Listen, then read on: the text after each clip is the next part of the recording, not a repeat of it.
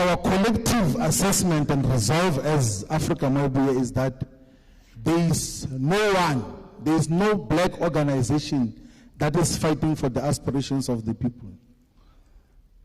Because... Wait, Floyd, before you continue, peace in Pan-Africanism to all my African brothers and sisters from all around the world. Welcome back to King Seso. I'm your host, Kagiso Hlongwane, host is in Chivasono, and we're back at it again with another one. We're covering Maibuye. It's been almost a month or more than a month since we last spoke about Maibuye. They are back at the screen. They had a press conference. I don't know what they were talking about. I just got clips here and there for us to watch some of the things that FLOYD Shivambu said. There is no black organizations that is fighting for the aspirations of black people.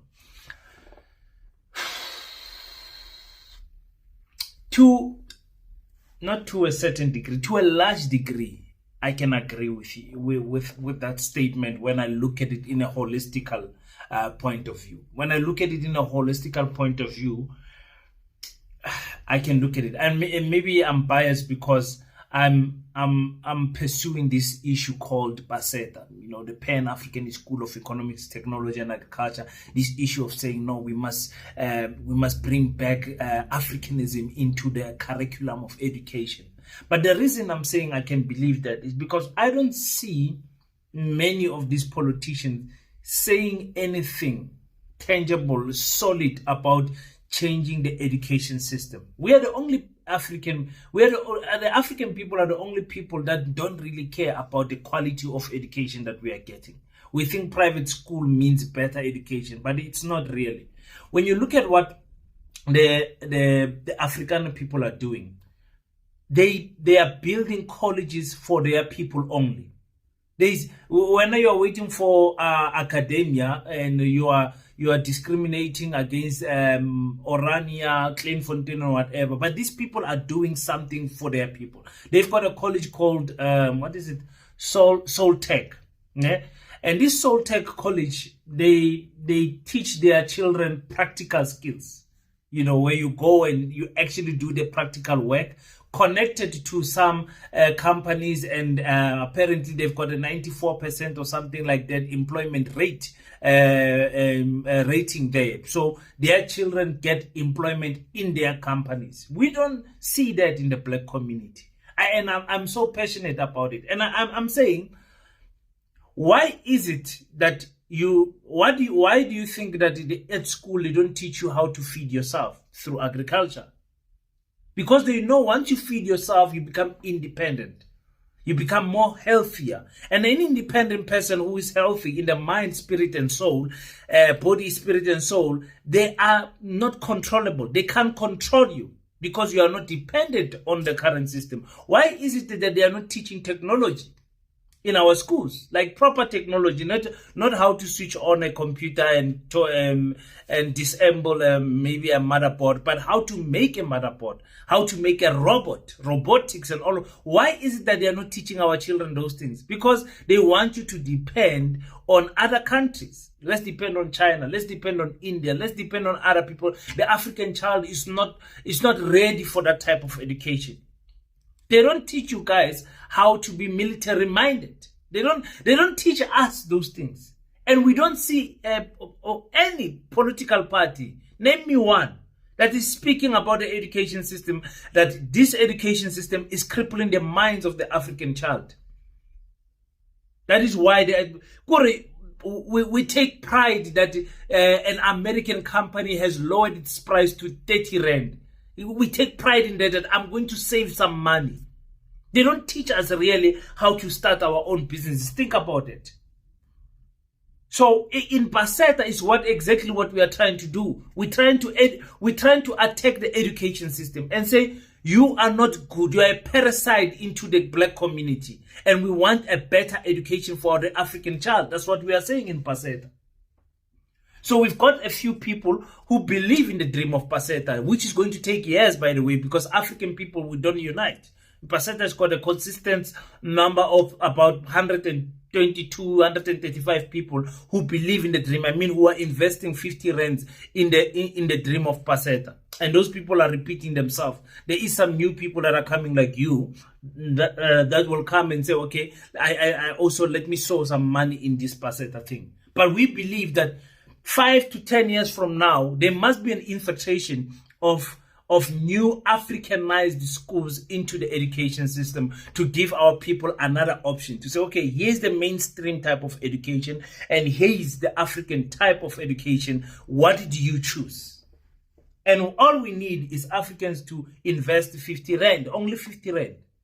We want to conquer this with our numbers. That's why we're not saying invest 500 rand, 20,000 rand. People are sending 30 rands. We welcome it. People are sending 10 rands. We welcome it because we believe that in our numbers, all we need to do is just a little bit, and together our little bit becomes a lot. So thank you so much for everyone who has donated to the Pan-African School of Economics, Technology and Agriculture. I really appreciate you. I'm saying other races are busy doing something for their children.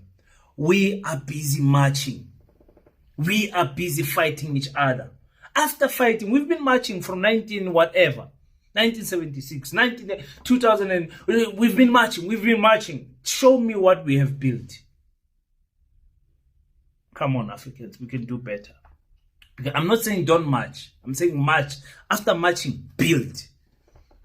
After marching, build something. Those numbers that you are using in marching, after marching, build. Okay, we are not here to speak about PASETA. Please go to the PASETA School YouTube channel. You're going to get a lot of content there about what we are doing at PASETA. You're going to really enjoy the content that side. Please subscribe also to that channel. Okay. So yeah, like I said, I'm kind of agreeing with Nico Shivambu to say there is no black organization, a political party, let me put it that way, because organizations, there is smaller organizations that are doing something in their little corner, and it's growing a little bit, but it will take time. It will take time. And we must be patient as African people, because we are not only fighting the colonizer, but we are fighting the colonized system, the European system that has infiltrated even our households to such a point where a podcast, a person can't do it in ngelimi lakhe because you are afraid, okay, what if I don't reach this demographics and all, you know, you don't know, you get limited into the language of Isingisi, because that is the language that can spread further. And it did not happen overnight. The British took it one person at a time, one tribe at a time, one region at a time, one country at a time, you know, up until where we are today, where English is the dominant language. And I believe we can do the same in Africa with Kiswahili. But anyway, that's a topic for another day. Okay, let's listen to, let's listen to FLOYD Shivambu. Floyd has, there's many things that Floyd has said in that press briefing, and it's not surprising. Remember, the African parties, all they do is to fight each other. They fight the DA, but the DA, they fight it by the way type of a thing. They don't wake up every day thinking, how do we make a DA's life miserable today? And of which, if I was in politics, my politics will be about exposing the DA every day. Every day, if I was in politics, like what Liam Jacobs is doing, that would be my politics. I'll be on them. But Tina, we're busy fighting each other. But anyways, let's listen to what FLOYD Shivambu said about the EFF, the leadership of the EFF. He said some things there. The other one of EFF, which we founded, is led by delusional people. You know, I see people saying on social media that, no, this thing is going to die and everything else. When some people insult us, no, this organization is going to die. My boy is not going to die. It's an organization that is here to stay and is going to bring about total freedom and emancipation in South Africa. And that is one thing that is for sure. Some of us have been involved in the formative stages of organizations. I was saying to the chairperson of Gauteng, he was the chairperson, I think, for the first 6, if not 8 years of the EFF from 2013 here in Johannesburg. And everyone else who were at the formative stages of the EFF will know that the stage that Africa, my movement, is at in 4 months' time is where EFF was possibly in the year 8 or in year 9. Because we are present everywhere and we are led by respectable people, not unemployed youth. Hey Floyd, did you say we are led by respected people, not by unemployed youth? Floyd, did you say that? Or did you say we are led by respected people, not by unemployed youth? Oh, no, you guys, no, guys. Imagine the disrespect. If I'm an unemployed person, of which is the consequence of the economy that we find ourselves as South Africans, as African people, growing very slow or not growing at all, and I'm unemployed. I'm in my buoy. I'm in my buoy because I believe in what Floyd is saying, and I believe I've got the leadership capabilities to lead my people. My leader in my buoy says that they are led by respected people and not by unemployed youth. The unemployed youth are the ones that are going to vote for you. Unemployment in South Africa is about 40-something%. So you need in the youth, and you need those youth to come and vote for you. How dare you disrespect those people? How dare you disrespect the youth? Mara Floyd, you're not serious. Eh? You're not serious. Okay, the things that he's saying, Guti, my buoy, where my buoy is in 4 months, it's where the EFF was about in 8 years, 9 years. They will continue saying that. They will continue saying that. They will fight it. The EFF and MK will say my buoy will not last. The my buoy will say, but the EFF is nothing, is led by delusional leaders and whatever. These are politics. We have come to accept that our African people, they can't even keep to their own party. A person can't come, speak about their own party and speak about what they are doing and leave other political parties alone. You have to make examples. But again, I made it an example. I said, when you have been in 2 or 3 relationships and then you get married on your 4th relationship, is it fair to say don't speak about your past relationship because we are in this relationship? Maybe there's things that you learned in those relationships and whatever. And I take it with a pinch of salt, Mina, what these politicians say about each other, because in the background they talk to each other. They are friends. You think the ANC, the EFF has got a problem with ANC, but they laugh with each other. You think the EFF has got a problem with the MK party, then you see some EFF members with Ututu laughing and everything's all right. And like, but what is going on here? What is going on? But the followers of the 2 parties, they hate each other with passion. Like I said, in South Africa, we look at life through the political lens. That's why you'll find a Zulu-speaking person born in KwaZulu-Natal, but in the EFF political party, hating another Zulu-speaking person born in the EFF for being in the MK political party, or belittling them, saying, you can't you see Lentole into Agababa, it's a stock fellow, whatever. South Africans look at politics, life through the political lens. And the reason why that is because the disbandment of the ANC in the 80s, it was what African people longed for. Like they made us want to voting was the privilege and right that we wanted. We wanted, can we also just vote? One man, one vote. We begged for those things. So our perspective of life in South Africa, the majority of us, we look at life in the political lens up until you get into a certain tax bracket, and then you start looking at life through classism and all of those things. But anyways, I want us to continue to listen to what Nico Shivambu said. I'm disappointed that he attacked young people like that. It's uncalled for. It's uncalled for. And you people of the MK party, you must call him to order. And so you can't say that about unemployed youth. Are you saying unemployed youth are not capable of leading? And after he said that, of course, he attacked the MK political party. It's obvious. Our collective assessment and resolve as Africa Mabuya is that there is no black organization that is fighting for the aspirations of the people.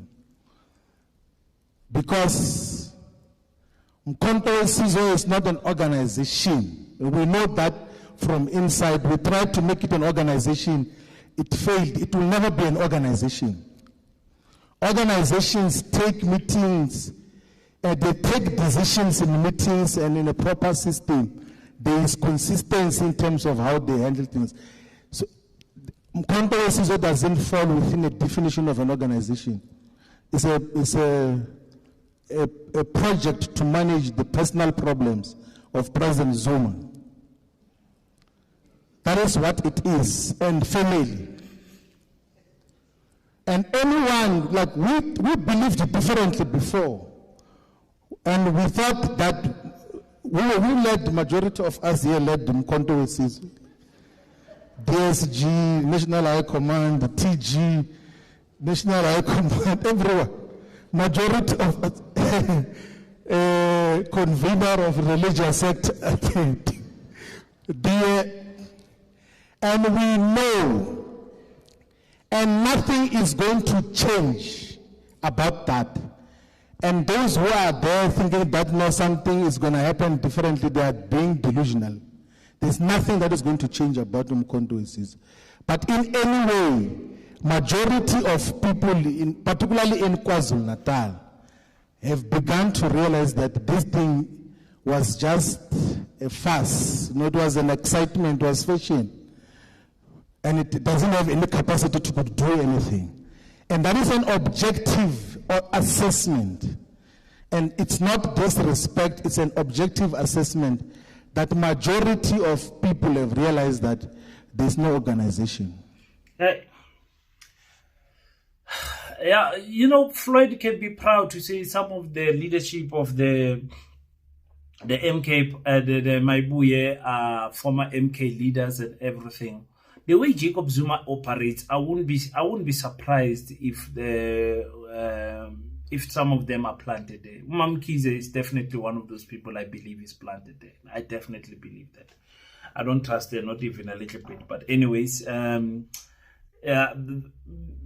he says they try to make the MK organization to a degree. I think even honest MK people can say when Floyd was the Secretary General, there was a little bit of direction there. And this is not me giving Floyd, being biased to Floyd, whatever. But when he was secretary, there was something, man. There was something tangible. There was something tangible. It does not mean that he had good intentions, but I do believe that he does have the credibility to say this person can organize people or can organize structures. I think that's the reason why the MK thought that bringing Floyd on board would bring. But his personality goes against his work ethic. It's like they are clashing. It's like they're clashing. It's like if I had to be, it's like having a beautiful girl, but when the attitude, and you're like, no, I'd rather not have that beautiful girl. I think it's because there's peace here. There's peace. This one is beautiful. She's rich. Everybody knows her. Everybody loves her. But it's difficult to work with that type of a person. I think Floyd must fix that in his character. That his personality and the type of person that he is does not overshadow the work that he does. Because sometimes I think he does good work, but the personality is sometimes, and you can't tell me that a person of Floyd age is going to change and become someone who's humble and whatever at their age. No, it's not possible. It's not possible. We develop character from the ages of, I believe, 7 to 14 years or something like that, and from there it is now building on the character that we have developed. So if you are softy and whatever in those ages, you've got up until your teens, up until 21, whatever, to fix it. After that, the type of person that you are is the type of person you are. You will not change in your 40s. No, nalumaka. Well, according to our observation, it's difficult. That's why you find people that have started drinking in their 20s can quit in their 30s. But people who started drinking in their teens find it difficult to quit because they started at a very tender age. Or maybe later. But anyways, that is me. I don't care anymore, ladies and gentlemen, about these political parties attacking each other. It's disappointing to me as a Pan-Africanist. It's not something that I want. And that is why I cannot associate myself with one specific political party. I might say, okay, no, I'm voting for this particular party, but registering and becoming a member of one political party is something that I'm not going to do. I'm sorry. Because once you wear a green regalia, you have to be anti-yellow, you have to be anti-blue, you have to be anti-everything else, but the skin color is the same. I can't go against our African people. I can't go against my African people. I'm sorry. But anyway, that is my take. Give me your thoughts on the comment section and tell me what's up and what do you think about the comments that FLOYD Shivambu made, especially that one of saying they are led by respected people, not by unemployed youth. That's an error. I think he made a big error there. My buye nigupi sanbonan abshen. Let me hear what you guys have to say on the comment section. Until we meet again, don't forget to pray. But after you pray, stand up, African child. Build PASETA. Do your best so that God can do the rest. Peace in Pan-Africanism. I salute you.